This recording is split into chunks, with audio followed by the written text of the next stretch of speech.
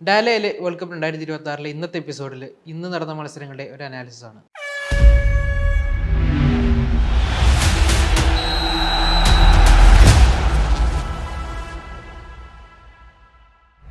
അപ്പോൾ Hari, world കപ്പിലെ group ഘട്ടത്തിലെ അവസാനത്തെ മാച്ച് ഡേ ആയിരുന്നു ഇന്ന് മെയിനായിട്ടുണ്ടായിരുന്നത് പോർച്ചുഗൽ കൊളംബിയ മത്സരവും അർജൻറ്റീന ജോർദാൻ മത്സരമായിരുന്നു.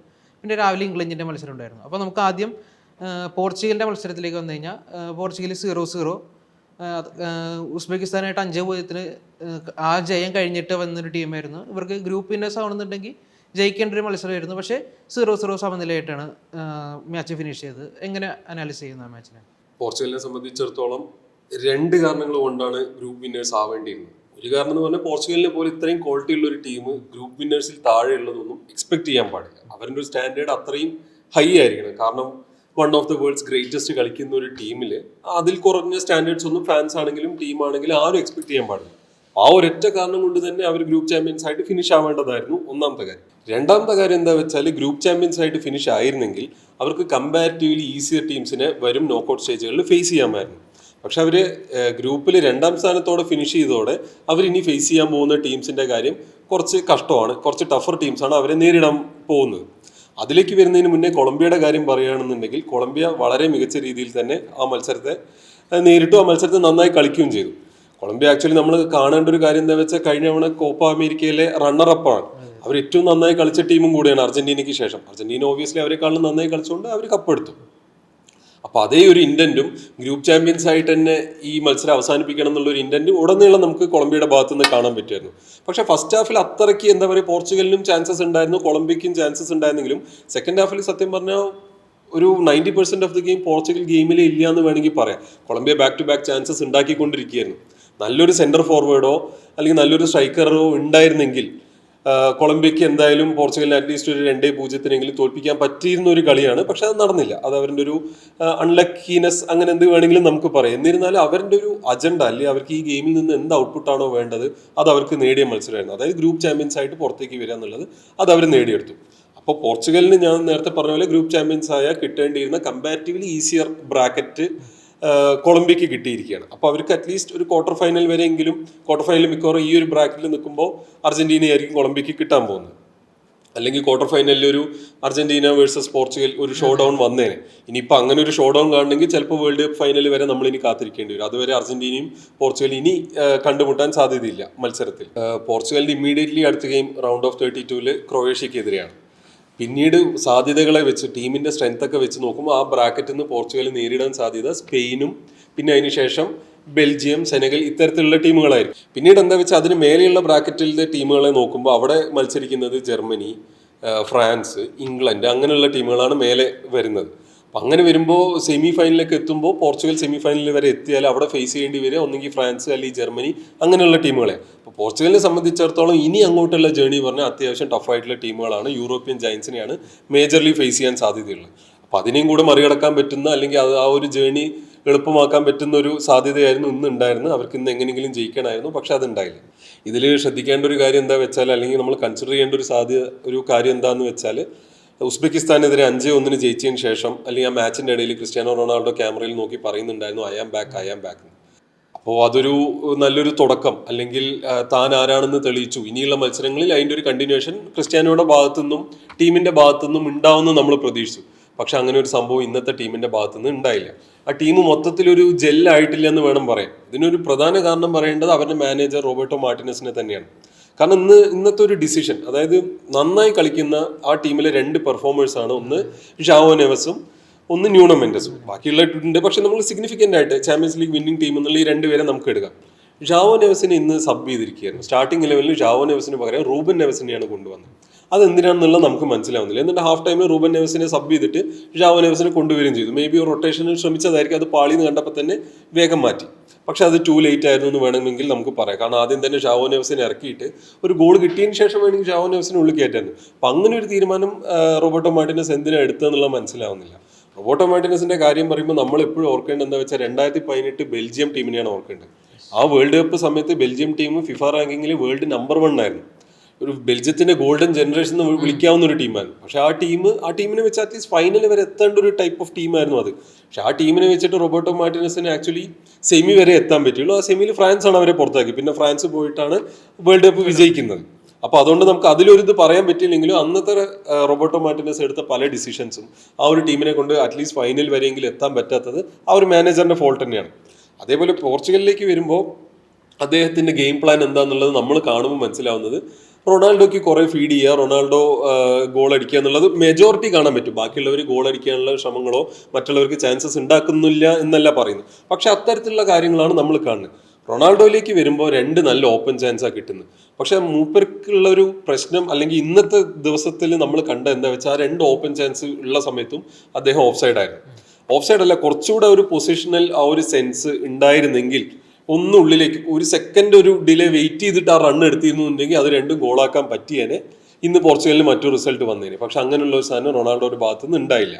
അപ്പോൾ റോബർട്ടോ മാർട്ടിനസിന് തന്നെയാണ് ശരിക്കും കുറ്റം പറയേണ്ടത്. ഈ ടീമിനെ വെച്ചിട്ടുള്ള ഒരു പ്ലാൻ എന്താണ്?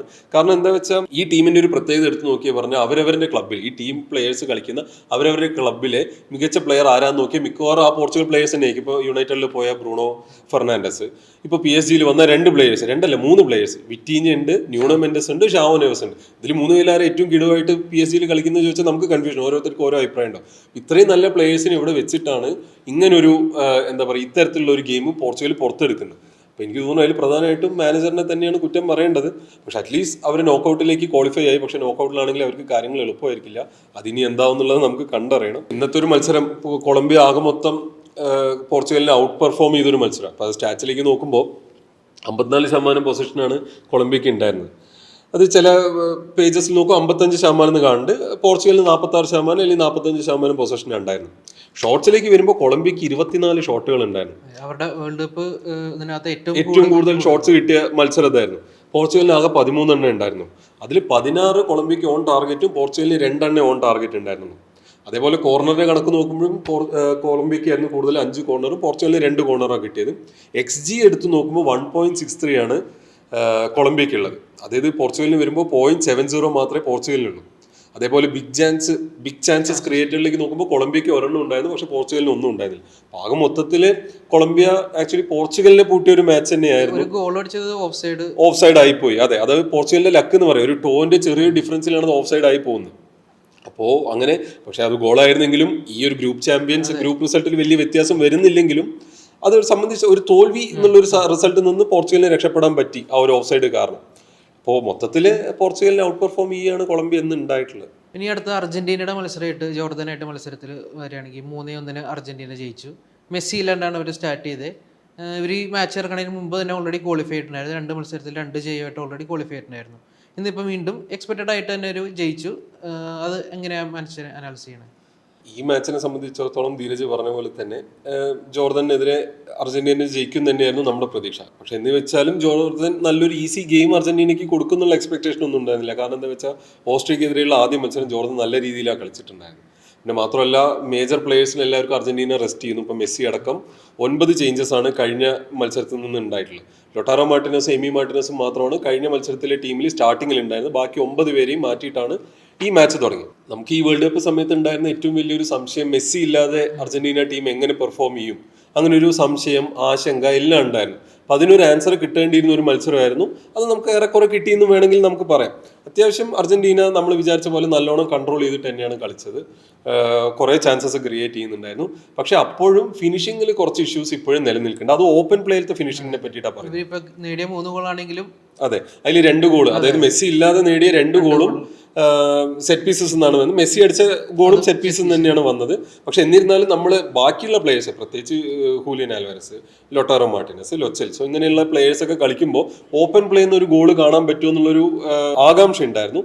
ആ ആകാംക്ഷയ്ക്ക് ഇന്ന് ആൻസർ കിട്ടിയില്ല. കാരണം ഇവർ രണ്ടാളും ഇപ്പോൾ ലൊച്ചെൽസോ ഒരു ഗോൾ അടിച്ചു, ലൊട്ടാറോ മാർട്ടിനസ് പെനാൽറ്റിയാണ് അടിച്ചത്. ഇത് 2 സെറ്റ് പീസ് ഗോളുകളായിരുന്നു. അവിടെയുള്ള ഒരു ആശങ്ക ഇപ്പോഴും നിലനിൽക്കുകയാണ്. പിന്നെ സെക്കൻഡ് ഹാഫിൽ മെസ്സി വരികയാണ്. മെസ്സി വന്നതിന് ശേഷം മെസ്സി ഒരു ഗോൾ അടിച്ചു. അതൊരു സെറ്റ് പീസ് ഗോൾ തന്നെയായിരുന്നു. അങ്ങനെ ഗോൾ അടിച്ചതിന് ശേഷം മെസ്സി പുതിയൊരു റെക്കോർഡും കൂടെ ക്രിയേറ്റ് ചെയ്തു. അതായത് തുടർച്ചയായി 7 വേൾഡ് കപ്പ് മത്സരങ്ങളിൽ ഗോൾ അടിക്കുന്ന ആദ്യത്തെ താരമായിട്ട് മെസ്സി മാറിയിരിക്കുകയാണ്. ഇന്ന് മെസ്സി ഉയർത്തിയ മറ്റൊരു റെക്കോർഡ് എന്താണെന്ന് വെച്ചാൽ 2006 തൊട്ട് മെസ്സി വേൾഡ് കപ്പ് കളിക്കുകയാണ്. അപ്പോൾ വേൾഡ് കപ്പിൽ ഏറ്റവും കൂടുതൽ ഗോളുകൾ നേടിയ താരമായിട്ട് മെസ്സി ഓൾറെഡി മാറി. ആ ലീഡിൽ നിന്ന് ഉയർത്തുകയും ചെയ്തു 19 ഗോളായിട്ട്. ഈ 19 ഗോളിൽ 6 ഔട്ട്സൈഡ് ദ ബോക്സാണ്. ഒരു വേൾഡ് കപ്പിൽ ഒരു പ്ലെയർ ഔട്ട്സൈഡ് ദ ബോക്സ് ഏറ്റവും കൂടുതൽ ഗോൾ അടിക്കുന്നത് ഇപ്പോൾ മെസ്സിയായി മാറിയിട്ടുണ്ട്. ഈ 19 ഗോളുകളിൽ 2 ഗോളുകൾ ഫ്രീ കിക്ക് ഗോളാണ്. ഒരെണ്ണം നേടിയ 2014-ലും ഒരെണ്ണം ഇന്നത്തെ മത്സരത്തിലും. അപ്പോൾ ഇതേപോലെ വേൾഡ് കപ്പിൽ ഗോളുകളിൽ 2 ഫ്രീ കിക്ക് ഗോൾ നേടിയ വേറെ 6 താരങ്ങളാണ്. 6 പേര് ഇപ്പോൾ അത് ടൈ ചെയ്യാണ് മെസ്സിക്കൊപ്പം. അപ്പോൾ ആ ഒരു കൂട്ടത്തിലേക്ക് മെസ്സി ഇന്ന് എത്തിച്ചേർന്നിരിക്കുകയാണ്. മെസ്സി വന്നതിന് ശേഷം ടോട്ടലി ആ ടീമിന്റെ ഗെയിം തന്നെ മാറി. പിന്നെ നമ്മൾ എപ്പോഴും പറയുന്ന പോലെ മെസ്സി കോൺസെൻട്രേറ്റഡ് അല്ലെങ്കിൽ മെസ്സിനെ കേന്ദ്രീകരിച്ചിട്ടുള്ള ഒരു ടീം സെറ്റപ്പാണ്. അപ്പോൾ മെസ്സി ഇല്ലാതെ കളിച്ചപ്പോൾ അവർ വേറെ പല ഐഡിയാസും വേറെ പല ടാക്ടിക്സുമാണ് ലയണൽ സ്കലോണി പരീക്ഷിച്ചത്. അതൊക്കെ ഓൾമോസ്റ്റ് വിജയിച്ചു എന്ന് തന്നെ പറയാം. പക്ഷേ എന്നിരുന്നാലും ഫിനിഷിങ്ങിലുള്ള ആ ഒരു പ്രശ്നം ഇപ്പോഴും അർജന്റീനയിൽ നിലനിൽക്കുന്നുണ്ട്. ഓപ്പൺ പ്ലേയിൽ കിട്ടിയപ്പോൾ ഹൂലിയൻ ആൽവരസിനും ലൊട്ടാരോ മാർട്ടിനസിനൊക്കെ ചാൻസസ് ഇട്ടായിരുന്നു. പക്ഷെ അതൊന്നും അവർക്ക് ഗോളായിട്ട് കൺവേർട്ട് ചെയ്യാൻ പറ്റുന്നുണ്ടായിരുന്നില്ല. അപ്പോൾ അതിനി വരും മത്സരങ്ങളിൽ അത് അവർ ഓവർകം ചെയ്യുമോ എന്നുള്ളത് കണ്ടറിയേണ്ടതാണ്. ഇതിൽ പ്രത്യേകിച്ച് പറയേണ്ട ഒരു കാര്യം എന്താ വെച്ചാൽ ലൊച്ചെൽസോന്റെ കാര്യമാണ്. 2018 വേൾഡ് കപ്പിൽ ടീമിൽ സെലക്റ്റഡ് ആയതെങ്കിലും കളിച്ചിട്ടുണ്ടായിരുന്നില്ല. അതിന് കഴിഞ്ഞ വേൾഡ് കപ്പിൽ 2022 ഹൈലി ആന്റിസിപ്പേറ്റഡ് ആയിട്ടുള്ള ഒരു പ്ലെയർ ആയിരുന്നു. മത്സരങ്ങൾക്ക് ഇഞ്ചുറി ആയിട്ട് അതിൽ വരാൻ പറ്റിയില്ല. അപ്പം അങ്ങനെ ലൊച്ചെൽസോ വന്ന് സ്റ്റാർട്ട് ചെയ്തൊരു മത്സരമായിരുന്നു എന്ന്. അദ്ദേഹത്തിന് ആ സെറ്റ് പീസ് ഗോളാക്കാനും പറ്റി. അപ്പോൾ അദ്ദേഹത്തെ സംബന്ധിച്ചിടത്തോളം അർജന്റീനയെ സംബന്ധിച്ചിടത്തോളം അത് ഭയങ്കര ഒരു കോൺഫിഡൻസ് ബൂസ്റ്റാണ്. ഇന്നത്തെ മത്സരം അർജന്റീനയുടെ കോൺഫിഡൻസ് ഒന്നും ഒരു കാരണവശാലും തകർക്കാനോ തളർത്താനോ പോകുന്നില്ല. കാരണം അവർ ആഗ്രഹിച്ച തരത്തിലുള്ള റിസൾട്ട് തന്നെ ഉണ്ടായിട്ടില്ല. കംഫർട്ടബിൾ ആയിരുന്നു. ബട്ട് സ്റ്റിൽ ഈ പറഞ്ഞ 1-2 കാര്യങ്ങൾ ശരിയാക്കി എന്ന് പറഞ്ഞ് അർജന്റീനയെ ശരിക്കും ഈ വേൾഡ് കപ്പിൽ ഒരുപാട് ബഹുദൂരം മുന്നോട്ട് പോകാൻ പറ്റും തന്നെയാണ് നമുക്ക് പറയാനുള്ളത്. ഇനിയിപ്പോൾ ഇന്ന് ആദ്യം നടന്നൊരു മത്സരം ഇംഗ്ലണ്ട് പനാമ മത്സരത്തിൽ അതിലേക്ക് വരികയാണെങ്കിൽ 2-0 ഇംഗ്ലണ്ട് ജയിച്ച മത്സരം. ഹാരി കെയ്നും ബെല്ലിംഗ്ഹാമും ഗോൾ അടിച്ചു. അതിനെങ്ങനെ കാണുന്നു മത്സരം? ആക്ച്വലി ഇംഗ്ലണ്ടിനെ സംബന്ധിച്ചിടത്തോളം ഒരു എക്സ്പെക്റ്റഡ് റിസൾട്ട് തന്നെയാണ്. ഇംഗ്ലണ്ട് സുപ്പീരിയർ ടീമാണ്. പനാമയുടെ കൂടെ മറ്റൊരു റിസൾട്ടൊന്നും നമ്മൾ പ്രതീക്ഷിക്കുന്നുണ്ടായിരുന്നില്ല. 2 ഗോളിന് ജയിച്ചു. ജൂഡ് ബെല്ലിംഗ്ഹാം ആയിരുന്നു പ്ലെയർ ഓഫ് ദ മാച്ച്. പക്ഷെ അതിൽ പ്രധാനപ്പെട്ട ഒരു കാര്യം ഹാരി കെയ്ൻ്റെ കാര്യം തന്നെയാണ്. ഒരു ഗംഭീര സീസണാണ് ഹാരി കെയ്നെ സംബന്ധിച്ചിടത്തോളം ഈ സീസൺ പോയിക്കൊണ്ടിരിക്കുന്നത്. ഗോൾ സ്കോറിങ്ങിലാണെങ്കിലും ക്രിയേറ്റീവ് ആയിട്ടുള്ള പ്ലേയിങ്ങിലാണെങ്കിലും ബുണ്ടസ് ലീഗിൽ ബയേണിലാണെങ്കിലും ഇപ്പോൾ ഇംഗ്ലണ്ട് ടീമിലേക്ക് വരുമ്പോൾ ഇവിടെയാണെങ്കിലും വേൾഡ് കപ്പിലാണെങ്കിലും കൺസിസ്റ്റൻ്റ് ആയിട്ട് പെർഫോം ചെയ്യുന്ന ഒരു മികച്ച സീസണാണ് ഹാരി കെയ്ൻ പോകുന്നത്. ഒരു വേൾഡ് ക്ലാസ് സീസൺ അല്ലെങ്കിൽ ഒരു ഓൾ ടൈമർ സീസൺ കൂടെയാണ് ഹാരി കെയ്നെ സംബന്ധിച്ചിടത്തോളം ഈ സീസൺ. ഈ സീസണിൽ ഹാരി കെയ്ൻ ഇപ്പോൾ പുതിയ റെക്കോർഡ് കൂടെ ഉണ്ടാക്കിയിരിക്കുക. അതായത് ഹാരി കെയ്ൻ ക്രിസ്ത്യാനോ റൊണാൾഡോൻ്റെ ഒരു റെക്കോർഡ് കൂടെ തകർത്തൊരു ദിവസമായിരുന്നു ഇപ്പോൾ കഴിഞ്ഞത്. അതായത് ഓൾ ടൈം സ്കോറിംഗ് സീസണിൽ ക്രിസ്ത്യാനോ റൊണാൾഡോയുടെ top goal scoring season record മറികടക്കുകയാണ്. അത് 2011-12 69 ഗെയിംസിൽ നിന്ന് 69 ഗോൾ അടിച്ചു എന്നുള്ള ക്രിസ്ത്യാനോ റൊണാൾഡോന്റെ റെക്കോർഡ് ഹാരി കെയ്ൻ മറികടന്നിരിക്കുക. അന്ന് ക്രിസ്ത്യാനോ റൊണാൾഡോ സെക്കൻഡ് ആയിരുന്നു. ഇപ്പോൾ അതിനെ മറികടന്ന് ഹാരി കെയ്ൻ 70 ഗോളുകളായിരിക്കുകയാണ് 60 ഗെയിംസിൽ നിന്ന്. അപ്പം അങ്ങനെ ക്രിസ്ത്യാനോനെ മറികടന്ന് ഇപ്പോൾ second position all time top scoring in A season എന്നുള്ള പൊസിഷനിലേക്ക് സെക്കൻഡ് പൊസിഷനിലേക്ക് ഹാരി കെയ്ൻ എത്തിയിരിക്കുകയാണ്. ഇവിടെ 1-ാം സ്ഥാനത്തുള്ളത് ഓബ്വിയസ്ലി ലയണൽ മെസ്സിയാണ്. 2011-12 സീസണിൽ ഇതേപോലെ 69 ഗെയിംസിൽ നിന്ന് അർജന്റീനയ്ക്കും ബാഴ്സലോണയ്ക്കും വേണ്ടിയിട്ട് 82 ഗോളാണ് മെസ്സി നേടിയത്. ഇത് TNT സ്പോർട്സ് നൽകിയ വിവരമാണ്. അപ്പോൾ ആ ഇത് വെച്ച് നോക്കുമ്പോൾ ഇപ്പോൾ ക്രിസ്ത്യാനോന്റെ മറ്റൊരു റെക്കോർഡ് കൂടെ ഹാരി കെയ്ൻ തകർത്തൊരു ദിവസമാണ്. അതിനുശേഷം ജൂഡ് ബെല്ലിംഗ്ഹാം പറഞ്ഞത് ഹാരി കെയ്ൻ്റെ കൂടെ കളിക്കുക എന്നുള്ളത് ഏറ്റവും വലിയൊരു അച്ചീവ്മെന്റ് ആണ്. ഇംഗ്ലണ്ടിന്റെ ഓൾ ടൈം ബെസ്റ്റ് പ്ലെയർ ആണ് ഹാരി കെയ്ൻ എന്നാണ് ജൂഡ് ബെല്ലിംഗ്ഹാം പറഞ്ഞിട്ടുള്ളത്. അത് മാത്രമല്ല ഇംഗ്ലണ്ടിനെ സംബന്ധിച്ചിടത്തോളം ഈ മത്സരത്തിൽ നിന്നും ചെറിയ കുറച്ച് ഇഷ്യൂസ് ഉള്ളതെന്ന് പറഞ്ഞാൽ ഡിഫെൻസീവ് ആവുമ്പോൾ ക്രിയേറ്റിവിറ്റിയിൽ വരുന്ന ഒരു ലാക്ക് നമുക്ക് ഇതിലും കാണാൻ പറ്റുന്നുണ്ട്. അതിനെ അവരെങ്ങനെ മറികടക്കുന്നുള്ളത് ഇപ്പോഴും ഒരു ക്വസ്റ്റ്യനാണ്. പ്രത്യേകിച്ച് കോങ്കോനെയാണ് ഇവർ റൗണ്ട് ഓഫ് 32 ഫേസ് ചെയ്യാൻ പോകുന്നത്. കോങ്കോ അത്യാവശ്യം ഡിഫെൻസീവായി കളിക്കുന്ന ടീമാണ്. കൗണ്ടർ അറ്റാക്ക് ചെയ്ത് ഒഫൻസീവ് ആവുകയും ചെയ്യും.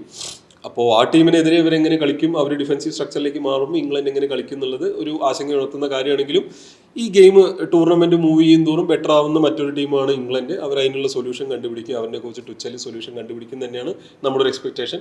ഈ വേൾഡ് കപ്പിൽ മറ്റൊരു സിഗ്നിഫിക്കൻ്റ് ആയിട്ടുള്ള ഒരു കാര്യം എന്താണെന്ന് വെച്ചാൽ ഇപ്പോൾ ഗ്രൂപ്പ് സ്റ്റേജസ് എല്ലാം കഴിഞ്ഞു. ഇന്നത്തെ ഗ്രൂപ്പ് സ്റ്റേജിൽ ഓസ്ട്രിയ അൾജീരിയ മത്സരത്തിന്റെ റിസൾട്ട് ബാധിക്കുന്ന മറ്റൊരു ഇമ്പോർട്ടൻ്റ് ആയിട്ടുള്ള ഒരു ടീം ഉണ്ടായിരുന്നു. അത് ഇറാനായിരുന്നു. ഇറാനെ സംബന്ധിച്ചിടത്തോളം ഓസ്ട്രിയ അൾജീരിയ മത്സരത്തിൽ ഒരു ക്ലിയർ വിന്നർ ഉണ്ടാവണമായിരുന്നു. ഒരു ക്ലിയർ വിന്നർ ഉണ്ടായിരുന്നെങ്കിൽ ഇറാൻ ആക്ച്വലി 3rd പ്ലേസിൽ വന്ന് റൗണ്ട് ഓഫ് 32ലേക്ക് ക്വാളിഫൈ ആയാണ്. ഇറാൻ ഓൾറെഡി ആ ഗ്രൂപ്പിൽ 3rd പ്ലേസ് ആണ്. അവരുടെ ഗ്രൂപ്പിൽ 3rd പ്ലേസ് ആണ്. പക്ഷേ ഗോൾ ഡിഫറൻസ് അങ്ങനെയുള്ള കുറച്ച് കാര്യങ്ങൾ വരുമ്പോൾ ഓസ്ട്രിയ അൾജീരിയ മത്സരത്തിൽ ഒരു ടീം തോൽക്കണമായിരുന്നു. ഒരു ടീം തോറ്റിരുന്നെങ്കിൽ ഈ ഓസ്ട്രിയ അൾജീരിയ മത്സരത്തിൽ ഒരു ടീം താഴെ പോവുകയും അവിടേക്ക് ഇറാൻ കയറി വന്ന് റൗണ്ട് ഓഫ് 32ലേക്ക് ക്വാളിഫൈ ആവുകയും ചെയ്യുമായിരുന്നു. അത് നടന്നില്ല. കാരണം ഓസ്ട്രിയ അൾജീരിയ മത്സരം 3-3 ഗോളിന് സമനിലയാവുക ചെയ്തു. രണ്ടുപേരും ക്വാളിഫൈ. നല്ലൊരു മത്സരം തന്നെയായിരുന്നു. അർജന്റീനയുള്ള ഗ്രൂപ്പത്തെ മത്സരം തന്നെയായിരുന്നു. ഇറാൻ അങ്ങനെ പുറത്താവുകയാണ്. ഇറാനെ സംബന്ധിച്ചിടത്തോളം നമ്മൾ ആലോചിക്കേണ്ട ഒരു കാര്യം എന്താ വെച്ചാൽ അമേരിക്ക ഇസ്രായേലും നടത്തുന്ന യുദ്ധത്തിന്റെ ഭാഗമായിട്ട് ഇവർ രണ്ടാളും കൂടെ ചേർന്ന് ഇറാനെ ആക്രമിക്കുകയാണ്. ഇപ്പോഴും ഈ മത്സരങ്ങൾ നടക്കുന്നതിന്റെ ഇടയിലടക്കം എന്താ പറയുക, അവേഴ്സ് ബിഫോർ എന്ന് വരെ പറയാ, ഇറാനെ ആക്രമിക്കുന്നുണ്ടായിരുന്നു അമേരിക്ക. ആ അക്രമത്തിന്റെ ന്യൂസൊക്കെ അറിഞ്ഞുകൊണ്ടുകൂടെയാണ് ഇറാൻ ഈ മത്സരങ്ങളെ ഫേസ് ചെയ്യുന്നുണ്ടായിരുന്നത്. ഇറാന്റെ 3 മത്സരം, അത് ബെൽജിയത്തിനെതിരെ ആവട്ടെ, ഈജിപ്തിനെതിരെ ആവട്ടെ, ന്യൂസിലൻഡിനെതിരെ ആവട്ടെ, ഇത് 3 നടന്നത് അമേരിക്കയിൽ തന്നെയാണ്. അമേരിക്കയിൽ 2 മത്സരം നടന്നത് ലോസ് ആഞ്ചലസ് സ്റ്റേഡിയത്തിലും 1 സിയാറ്റിൽ സ്റ്റേഡിയത്തിലുമാണ് നടന്നത്. ഇതിൽ വേറൊരു സിഗ്നിഫിക്കന്റ് ആയിട്ടുള്ള കാര്യം എന്താ വെച്ചാൽ, പ്ലേയേഴ്സിനെ സംബന്ധിച്ചിടത്തോളം ഹൈ ഇന്റൻസിറ്റിയാണ്. പ്രത്യേകിച്ച് വേൾഡ് കപ്പ് പറയുമ്പോൾ ഫുട്ബോൾ മാച്ചസ്, ആ 90 മിനിറ്റ് കണ്ടിന്യൂസ്ലി കളിക്കുക എന്ന് പറയുമ്പോൾ അവരെ സംബന്ധിച്ചിടത്തോളം ഒരു മാച്ച് കഴിഞ്ഞിട്ട് പ്രോപ്പർലി റെസ്റ്റ് എടുക്കുക എന്നുള്ളതും അത്രയേറെ ഇമ്പോർട്ടൻ്റ് ആയിട്ടുള്ള കാര്യം. പക്ഷെ അമേരിക്ക അവരെ പ്രോപ്പർലി റെസ്റ്റ് ചെയ്യാൻ അനുവദിച്ചില്ല. മത്സരം കഴിഞ്ഞ് മണിക്കൂറുകൾക്കുള്ളിൽ തന്നെ അന്ന് രാത്രി എന്നെ അമേരിക്ക വിടണം എന്നാണ് അവരോട് പറഞ്ഞത്. അപ്പോൾ പ്രോപ്പർലി റെസ്റ്റ് ചെയ്യാൻ പറ്റാത്ത ഒരു ടീം അടുത്ത മത്സരം, അതായത് ബാക്കിയുള്ള ടീമുകൾക്ക് കിട്ടുന്ന റെസ്റ്റിംഗ് ടൈമിനേക്കാളും കുറവായിരുന്നു ഇറാന് കിട്ടിക്കൊണ്ടിരുന്നത്. എന്നിട്ടും ഈ ഗ്രൂപ്പ് സ്റ്റേജിലെ 3 മത്സരങ്ങളിലും ഡ്രോ ആവുകയാണ് ഇറാൻ ചെയ്തത്. ഇറാൻ ഒറ്റ മത്സരം പോലും തോറ്റുണ്ടായിരുന്നില്ല. അങ്ങനെ ഇരിക്കുന്ന ഇറാന് അവരുടെ തല ഉയർത്തി തന്നെ അഭിമാനത്തോടെ തന്നെ അവരുടെ സ്വന്തം നാട്ടിലേക്ക് തിരിച്ചു പോവാം. അതായത് യുദ്ധത്തിൽ അമേരിക്കയ്ക്ക് ഇറാനെ തോൽപ്പിക്കാൻ പറ്റിയില്ല, പക്ഷേ വേൾഡ് കപ്പിൽ മേ ബി ഇങ്ങനത്തെ ടാക്ടിക്സ് വെച്ചിട്ട് അമേരിക്കയ്ക്ക് ഇറാനെ തോൽപ്പിക്കാൻ പറ്റിയേക്കാം. പക്ഷെ എന്നിരുന്നാലും മോറലി അല്ലെങ്കിൽ സ്പിരിച്വലി അല്ലെങ്കിൽ സൈക്കോളജിക്കലി ഇറാനെ തോൽപ്പിക്കാൻ അമേരിക്കയ്ക്ക് ഇപ്പോഴും കഴിഞ്ഞിട്ടില്ല. അതിൻ്റെ ഒരു തെളിവും കൂടെയായിരുന്നു ഈ വേൾഡ് കപ്പ്. ഇറാൻ ആ ഒരു മത്സരത്തിനെ ഫേസ് ചെയ്ത വിധം, ഇപ്പോൾ ഇറാന് ഈ മത്സരത്തിന് മുൻപ്, ഈ ടൂർണമെന്റ് നടക്കുന്നതിന് മുന്നേ അവരുടെ ഫാൻസ് ആണെങ്കിലും ടീമിനാണെങ്കിലും മാനേജ്മെന്റിനാണെങ്കിലും വിസ ഡിനേ ചെയ്യുക, അത് ലാഗ് വരുത്തുക. ഒരു സമയം വരെ ഇറാന് അമേരിക്കയിലേക്ക് എൻട്രി കിട്ടുമെന്ന് വരെ കൺഫ്യൂഷൻ ഉണ്ടായിരുന്നു. അതേപോലെ ഒരു സമയത്ത് ഇറാന്റെ ക്യാപ്റ്റൻ മെഹദി തരേമിയും അസിസ്റ്റന്റ് കോച്ച് സയ്യിദ് അലോയെല്ലാം 25 മിനിറ്റോളം US ബോർഡറിൽ ഡിറ്റെയിൻ ചെയ്തിട്ടുണ്ടായിരുന്നു. അപ്പോൾ അത്രയും ഇവരെ സൈക്കോളജിക്കലി തകർക്കാനുള്ള ഒരു ശ്രമം കൂടെ അമേരിക്ക ഈ വേൾഡ് കപ്പിന്റെ ഭാഗമായിട്ട് ഇറാനെതിരെ ചെയ്യുന്നതായിരുന്നു. പക്ഷെ അതിലൊന്നും തളരാതെ അവരെ കൊണ്ട് കിട്ടാവുന്ന ബെസ്റ്റ് റിസൾട്ട് നേടിയെടുക്കാൻ ഇപ്പോൾ ബെൽജിയം പോലെ അല്ലെങ്കിൽ ഈജിപ്റ്റ്, മോസാലയൊക്കെ കളിക്കുന്ന ഈജിപ്തിനെതിരെയൊക്കെ ഒരു റിസൾട്ട്, ഒരു പോയിന്റ് നേടാൻ പറ്റിയ പറഞ്ഞാൽ അവരെ സംബന്ധിച്ചിടത്തോളം വലിയ കാര്യം തന്നെയാണ്, അവർക്ക് അഭിമാനിക്കാവുന്ന കാര്യം തന്നെയാണ്. അപ്പോൾ അത്തരത്തിലുള്ള റിസൾട്ടും കൂടെ ഉണ്ടായ ഒരു മത്സരം കൂടെയാണ്. അപ്പോൾ അവർക്ക് അഭിമാനത്തോടെ തന്നെ സ്വന്തം നാട്ടിലേക്ക് തിരിക്കുക.